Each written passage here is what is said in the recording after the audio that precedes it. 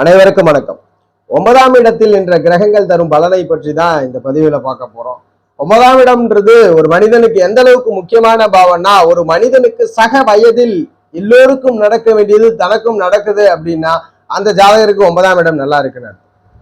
ஒரு ஜாதகர் பிறந்ததுமே நல்ல அரவணைப்பு தாய் தந்தையரின் மூலியமாக கிடைக்கிறது. ஒரு ஜாதகர் பிறந்ததுமே சரியான கல்வி பயிலக்கூடிய செல்வ வளங்கள் கிடைப்பது, கல்வி மொழியின் படித்து முடித்ததும் வேலை வாய்ப்புகளை ஏற்படுத்தி கொடுப்பது, வேலை வாய்ப்புக்கு பிறகு திருமணம், சுபகாரியங்கள், வீடு வாகன வசதிகள், செல்வ செழிப்புகள், குழந்தை பாக்கியங்கள், சமூகத்தில் ஒரு அந்தஸ்து, இதெல்லாம் ஒரு மனிதனுக்கு சரியான வயதில் நடக்குது அப்படின்னா அவருக்கு 9ஆம் இடம் நல்லா இருக்குன்னு அர்த்தம். 9ஆம் இடம் தான் ஒரு மனிதனுக்கு எந்த நேரத்தில் எது எப்படி நடக்க வேண்டும்ன்றதை சுட்டி காட்டுற பாவம். 5ஆம் இடம் தான் எங்கு இருக்க வேண்டும் என்று குறிக்கக்கூடிய அதிர்ஷ்ட பாவம். உயர்மட்டத்தில் இருக்க போறோமா, கடைநிலையில இருக்க போறோமான்றதை 5ஆம் இடம் உறுதிப்படுத்துது. ஆனால் சக வயது உடையவருக்கு நடக்கக்கூடிய ஃபார்ச்சூன் பாக்கியங்கள்லாம் ஜாதகர் கிடைக்குதான்றத 9ஆம் இடம் குறிக்கிறது. இப்படிப்பட்ட இந்த 9ஆம் இடத்துல கிரகங்கள் நிற்கின்றன, எப்படி பலன்லாம் செய்யும். அதுபோல் 9ஆம் இடத்துல முக்கியமான காரகமாக தந்தை காரகத்தை பற்றி சொல்லப்பட்டுள்ளது. தந்தை எப்படி இருப்பார், ஜாதகருடைய தந்தை, தந்தையினால் ஆதாயம் உண்டான்னு 9ஆம் இடத்தை வைத்து சொல்லலாம். அதுபோல் ஜாதகர் பயணங்கள், நீண்ட தூர பயணங்கள், நெடுதூர பயணங்கள் செய்வார் என்பதை 9ஆம் இடம் உறுதிப்படுத்துகிறது. அதுபோல் ஜாதகருடைய தான தர்ம சிந்தனை, இந்த நபர் தான் செய்யும் ஊழியத்தின் மூலியமாக பெறப்பட்ட தனத்தினால் பிறருக்கு ஆதாயம் பண்ணுவாரா அப்படின்றத 9ஆம் இடம் குறிக்கிறது. பக்தி மார்க்கம், ஆன்மீக பயணங்களையும் 9ஆம் இடம் குறிக்கிறது. அப்ப 9ஆம் இடம் ரொம்ப முக்கியமான ஒரு திரிகோண அமைவுகள். அதனாலதான் உச்ச கோணமாக இது சொல்லப்பட்டுள்ளது. உச்ச கோணமாக 9ஆம் இடம் சொல்லப்படுகிறது. இப்படிப்பட்ட 9ஆம் இடத்துல கிரகங்கள் என்ன பலனை செய்யும், பொதுவான விதிகள்ல ஒண்ணு சொல்லிடுறேன், இது எல்லாருக்கும் உண்மை. ஒரு ஜாதகத்துல 9ஆம் இடம் பாழ்பட்டா எப்படி இருக்குன்னா எல்லாருக்கும் எளிதில் கிடைச்சிடும். ஜாதகர் அதை முட்டி மோதி தான் பெறணும். ஒரு வேலையா இருக்கட்டும், ஒரு தொழிலா இருக்கட்டும், திருமணமாக இருக்கட்டும், குழந்தைகளாக இருக்கட்டும், கட்டிடங்கள், வீடு வாகன வசதிகள், செல்வ செழிப்பா இருக்கட்டும், எல்லாருக்கும். ஒருத்தருக்கு ஒரு 21 வயசுல திருமணம் நடக்குதுன்னா 9ஆம் இடம் பாதிக்கப்பட்டவருக்கு 27 வயசுல நடக்கும். 25 வயசுல ஒருத்தர் குழந்தை கிடைக்குதுன்னா 9ஆம் இடம் பாதிக்கப்பட்டவருக்கு 30 வயசு ஆகும். ஒருத்தர் நல்ல வேலையில உடனே படிச்சு முடிச்சுன்னு போறாருன்னா இவர் போராடி ஒரு 6-7 வருடங்கள் கழிச்சு தான் போவார். கதவு உடனே திறக்காது, தட்டி தான் திறக்கணும். அதுபோல் சுயமுயற்சியாலதான் வெற்றி உண்டு. இவர் வாழ்க்கையில எதை செஞ்சாலும் தன் முயற்சி தானாகவே தான் செயல்பட்டாகணும். அதனாலதான் 9ஆம் இடத்திற்கு நேரெதிராக 3ஆம் இடம் உள்ளது. 9ஆம் இடம் பாதிக்கப்பட்டால் 3ஆம் இடம் வலுப்பெறுவது இயற்கை கூற்று. அந்த அமைவுகள்ல 9ஆம் இடம் யோகமா இருந்தா அந்த ஜாதகருக்கு எல்லாமே வாழ்க்கையில அற்புதங்களா நடக்கும். அதுல ஒரு விதியாக சில கிரகங்கள் 9ல் அமர்ந்தா தடையை கொடுத்துரும். லக்ன அவயோக கிரகம் 9ஆம் இடத்தில் ஏறினால் கண்டிப்பா வாழ்க்கையில கஷ்டத்துக்கு அப்புறம் தான் வெற்றி. இப்ப நீங்க மேஷ விருச்சகம் பிறந்திருக்கிறீங்க, 9ல் புதன் சாதகம் இல்லை. ரிஷபத்துலாத்துல பிறந்திருக்கிறீங்க, 9ல் குரு சாதகம் இல்லை. மிதுன கன்னியில பிறந்திருக்கிறீங்களா, 9ல் செவ்வாய் சாதகம் இல்லை. அதுபோல் சிம்மத்துல கடகத்துல பிறந்திருக்கிறீங்க, 9ல் சனி பகவான் சாதகம் இல்லை. தனுசு மீனத்துல பிறந்திருக்கிறீங்க, 9ல் குரு சாதகம் இல்லை. என்ன அதே அந்த தசா வந்துச்சுன்னா ரொம்ப உங்களை கஷ்டப்படுத்திட்டு தான் ஆகும். வாய்ப்பே கிடையாது. ஏன்னா வெளிநாடு தூரதேசம் சென்று போய் குழப்பீர்கள், ஆனாலும் கூட உங்களுக்கு கஷ்டத்தை கொடுக்கும். கஷ்டம் இல்லைன்னு சொல்லவே முடியாது.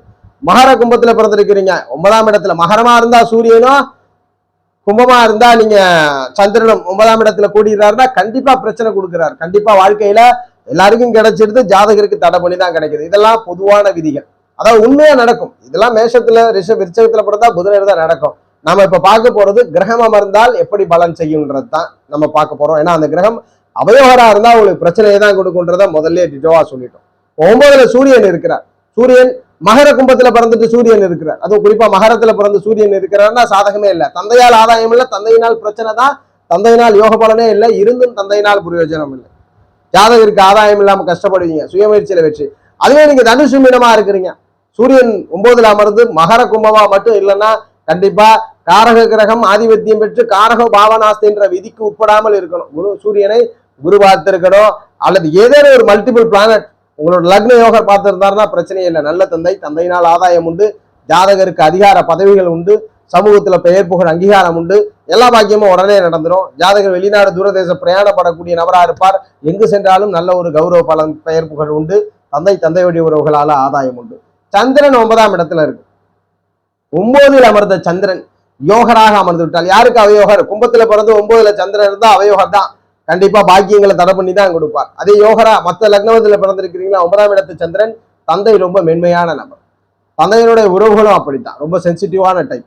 ஜாதகர் பயணம் அடிக்கடி மேற்கொள்வீங்க, நிறைய பயணப்பிரியராக இருப்பீர்கள். பயணத்தினால் ஆதாயம் உண்டு அப்படின்றத உறுதிப்படுத்திட்டோம். அதுபோல் சந்திரன் 9ஆம் இடத்துல இருக்கிறது ஜாதகர் தான தர்மம் செஞ்சுக்கிட்டே இருப்பார். வளர்பிறை சந்திரனா தேய்பிறை சந்திரனா அதை பார்த்து ஜாதகர் இருப்பதை கொடுப்பாரா இல்ல பிறரிடமிருந்து எடுப்பாரா என்பதை புரிந்து கொள்ள வேண்டும். இருப்பினும் 9இல் சந்திரன் ஆன்மீக பயணம், ஆன்மீக சார்ந்த நல்ல விஷயங்களை ஜாதகருக்கு கொடுக்கிறது. செவ்வாய் 9ல அவயோகரா இருந்தாருன்னா சண்டை சச்சரவுகள் பிரச்சனை, பூமியில சண்டை தந்தையோட இருக்கும். யோகரா இருக்கிறாரா தந்தை கொஞ்சம் வேகமானவர், பூமி படைத்தவர், நிலாதாயம் கொண்டவர், ஜாதகர் வேகமாக வாகனங்களை இயக்கக்கூடிய நபராக இருப்பார். பூர்வீகமிடம் இல்லாமல் வெளியிடத்திலும் ஜாதகருக்கு சொத்து சுகங்கள் உண்டு. 9ஆம் இடத்தில் செவ்வாய் இருப்பது இறை வழிபாடில் அதிக பக்தி மிகுந்தவர், மலைமேல் இருக்கக்கூடிய இறைவர்கள் மீது அதிக ஈடுபாடு கொண்ட நபர்களாக ஜாதகர்களை வழிவகை செய்கிறது. ராகு 9ல பாம்பு கிரகம், 9இல் ராகு. தந்தை ஒரு வித்தியாசமான கேரக்டரா இருப்பார், எப்பொழுதுமே போகப்பிரியரா இருப்பார், சமூகத்துல குடும்பத்தோட அட்டாச்மெண்ட்ல இல்லாம வேற ஏதாவது சிந்தனைகளை சிந்தித்துக் கொண்டு இருப்பவரா இருப்பார். அதுபோல் ஜாதகரும் வெளியூர் தூர தேசங்கள் வெளிநாடு போன்ற பிரயாணங்கள் மேற்கொள்ளக்கூடியவர், பூர்வீகம் இல்லாமல் வெளியிடங்களுக்கு பயணம் மேற்கொள்ளக்கூடியவர். ராகு சுபரோட தொடர்புல இருக்கிறாருன்னா அதிக ஆன்மீக பத்தி, ராகு அவயோக இருள் கிரகங்களோட தொடர்புல இருக்கிறன்னா ஆன்மீகமே சுத்தமா ஜாதகருக்கு வராது. பயணங்கள் சிற்றின்ப பயணங்களை அதிகமாக மேற்கொள்வார். வெளிநாடு தூரதேச பிரயாணங்கள் அதிகமாக 9ஆம் இடத்துல ராகு கொடுத்துறார். ராகு திசையில குரு பகவான் 9ல, அந்தணன் 9ஆம் இடத்துல இருக்குது கௌரவமான குடும்பம். தந்தை கூற குடிசையில இருந்தா கூட கௌரவத்தை விட்டு தராத நபராக இருப்பார், ஆன்மீக பணியாற்றக்கூடிய நபராக இருப்பார், மக்களுக்கு கருத்துக்களை சொல்லக்கூடியவராக இருப்பார், இறைகள் சம்பந்தப்பட்ட நம்பிக்கை கொண்டவராக இருப்பார், கௌரவமான குடும்பத்தை கொண்ட நபராக நீங்கள் ஜாதகர் இருப்பீர்கள். குரு திரிகோணத்தை பார்த்து உங்களையும் வலுப்படுத்தி நல்ல மனிதராக மாற்றி விடுகிறார். அதுபோல் குருபகான் அவயவரா இருக்கிறார்னா ஜாதகருடைய தந்தையினால் பிரயோஜனம் இல்லை, ஆதாயம் இல்லாத சூழல்கள் இருக்கும். ஜாதகருக்கு தந்தைக்கும் செய்யும் செயலுக்கும் சம்மதமே இல்லாத நிலைப்பாடுகள் உண்டு. தான தர்ம சிந்தனைகள் ஜாதகருக்கு வரும்.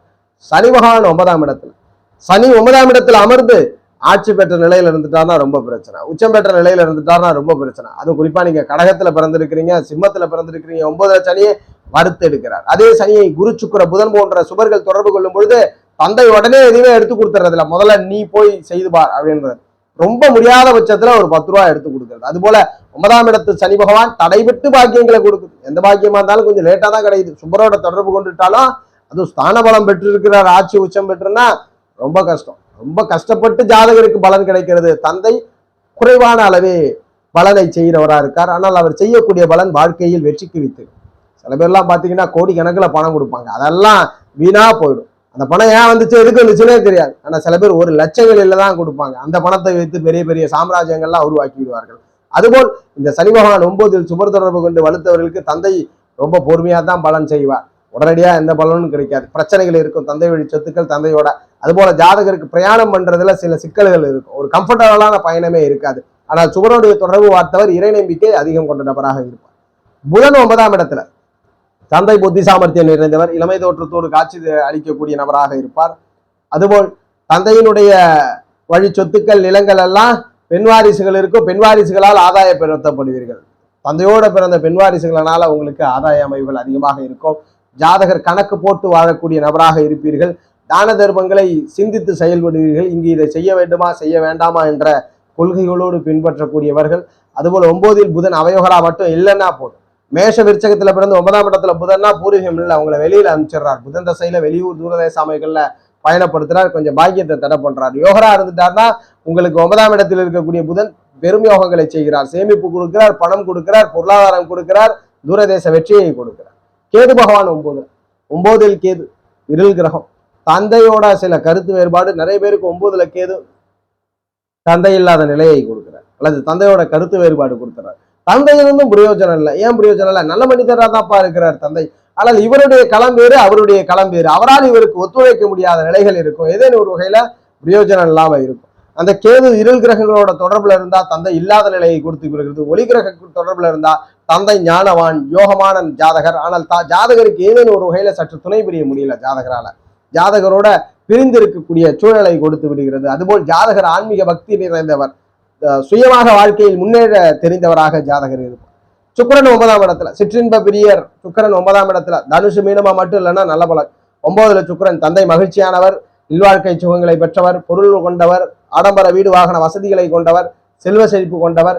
ஜாதகரும் பயணம் மிகுதியாக செய்யக்கூடிய நபர், சிற்றின்ப பிரியராக ஜாதகர் இருப்பார், பயணங்களை அதிகமாக விரும்பக்கூடிய நபராக இருப்பார். அவயோகரா இருந்துட்டார்னா ஜாதகருக்கு சுகபோகங்கள் என்ன மட்டும் இருக்கும், ஜாதகரால் அனுபவிக்க முடியாது.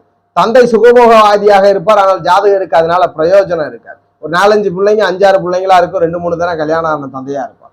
அல்லது ஜாதகருடைய சொத்துக்கள்ல ஏதேனும் வில்லங்கள் இருக்கும், சொத்து நிறைய இருக்கும், ஆனா அனுபவிக்க முடியாத பிராத்தத்தை கொடுத்து வெளியூர் தூர தேசத்திற்கு அனுப்பி வச்சு வருகிறார். ஜோதிட ரீதியான தகவல் அல்லது உங்களுடைய சுய ஜாதகம் சார்ந்த சந்தேகங்களுக்கு ஸ்கிரீன்ல தெரிகிற நம்பரை தொடர்பு கொள்ளுங்க. வாழ்க வளமுடன். நன்றி.